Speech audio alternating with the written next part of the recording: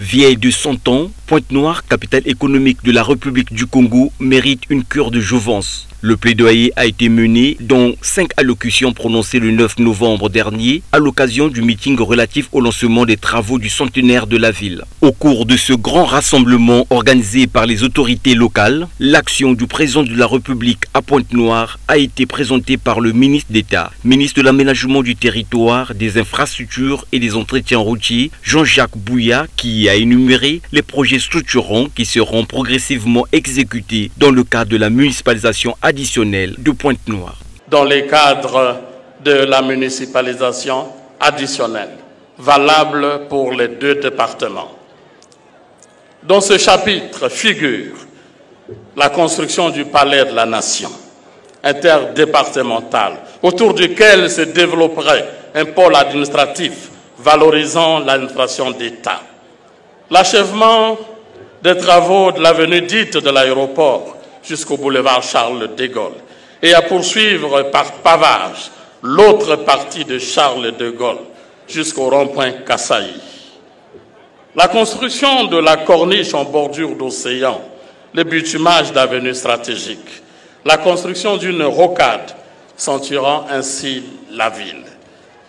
La voie de contournement de la zone économique spéciale à partir de Mengo jusqu'au port de Pointe-Noire en passant par l'estuaire de Songolo.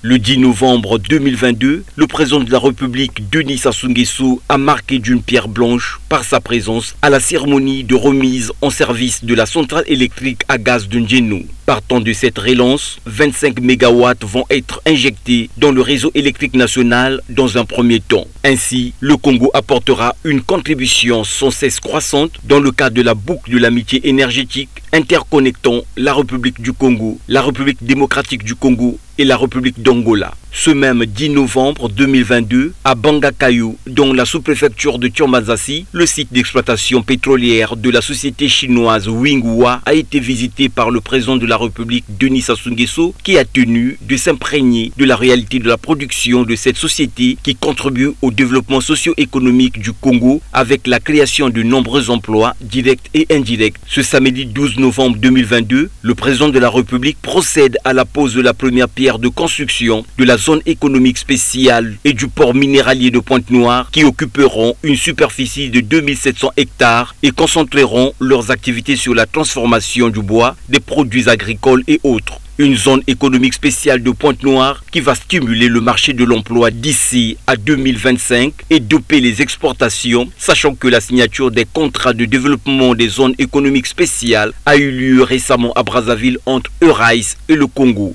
Autant d'activités du président de la République à Pointe-Noire qui découleraient certainement des priorités de développement du gouvernement définies dans le plan national de développement PND 2022-2026.